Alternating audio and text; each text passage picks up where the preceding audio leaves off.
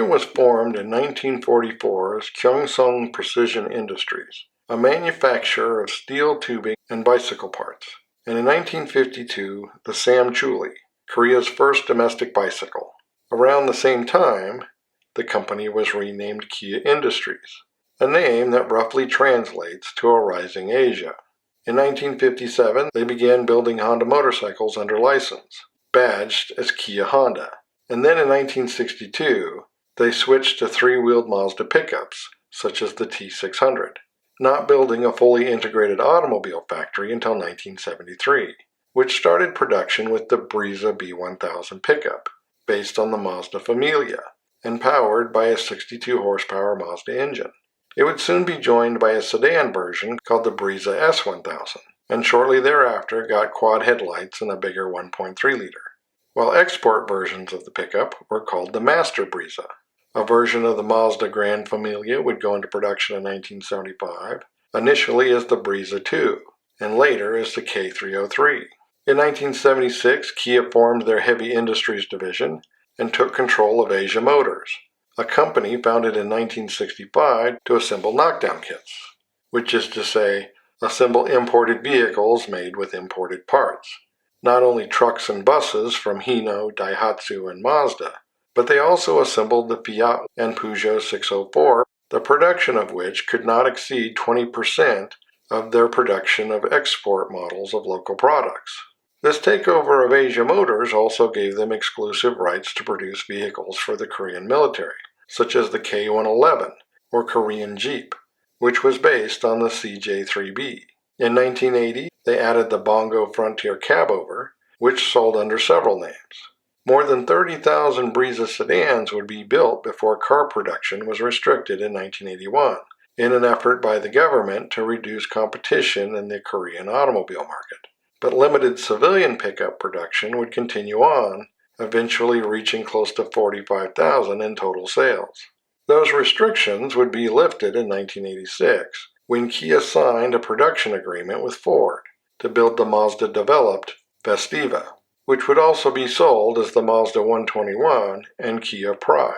And Kia would soon be offering a version of the Mazda Capella, or 626, as the Concorde and Capital. They would introduce their first in-house design in 1992 as the Compact Sepia, and a year later would introduce the Sportage SUV, which was initially built on a Mazda platform, but would eventually go on to become Kia's most successful model.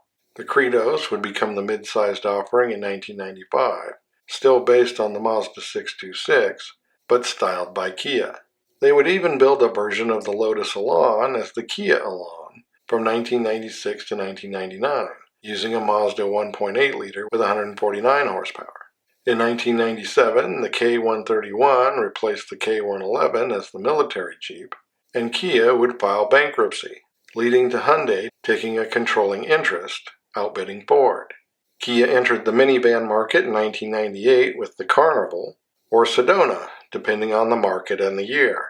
1999 was a big year for Kia, starting with the Rio replacing the Pride, to become the cheapest car sold in the U.S. at the time. There were two new wagons, the Karens or Rondo, and the Joyce or Carstar, neither of which sold in the U.S. But the big news was the closing of Asian Motors, meaning many of those models would transition to the Kia brand, from its version of the Sportage, the Rotona, to large commercial vehicles like the high-platform Grandbird bus. And Kia would start sharing designs and platforms with Hyundai, starting with cars like the new mid-sized Optima, or Magentas. And Kia would continue to expand through the decade, including creating a Chinese subsidiary. In 2003, they introduced the large Operus, which would come to the U.S. as the Amante, the Cerato, also known as the Forte, and the Picanto, or morning city car.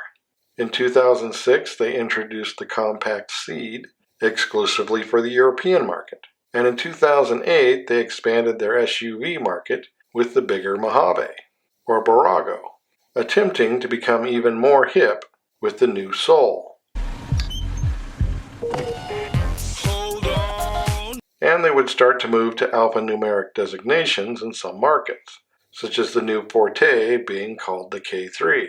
The K7 Cadenza replaced the Opus in 2010. Then they took a step up market in 2012 with the K9, or K900 in North America. And by this point, they were making vehicles in China that were exclusive to the Chinese market, such as the K4 and KX7. The Niro, introduced in 2017, was a purpose-built hybrid SUV, with a full electric version coming out the following year. The same year, Kia introduced a mid-size performance sedan called the Stinger, part of their focus on stylish and iconic design, leading to products like the Stonic and Seltos crossovers. And in 2019, the highly successful and acclaimed Telluride. Then the Sonic crossover of 2020 was created specifically for emerging markets. A year later, the K8 replaced the K7, and there would be the start of an expanding line of electric models, starting with the EV6, followed by the EV5 in 2023. The same year, the K3 fully replaced the Rio. 2024 added the EV9, followed by the EV3, giving Kia a full lineup of electric SUVs. For 2025, the K3 will become the K4, and Kia is supposed to introduce a body-on-frame diesel compact pickup as the Tasman, meaning that in a relatively short time, Kia has found its way well into the mainstream. And as always, thanks for watching. Don't forget to comment below and like and subscribe.